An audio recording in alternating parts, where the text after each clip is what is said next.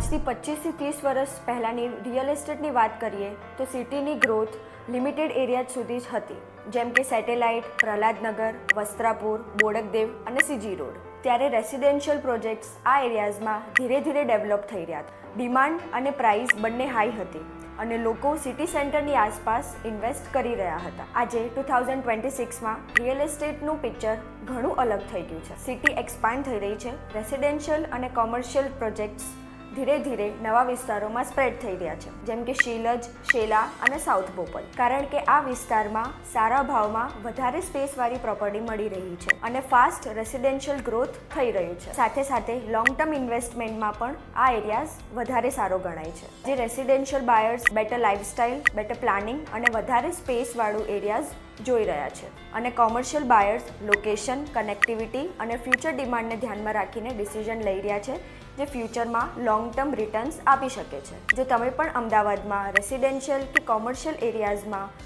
સાચી ગાઈડન્સ સાથે ઇન્વેસ્ટમેન્ટ કરવા માંગતા હો તો આજે જ બ્લેક ઓક રિયાલિટીને કોન્ટેક્ટ કરો.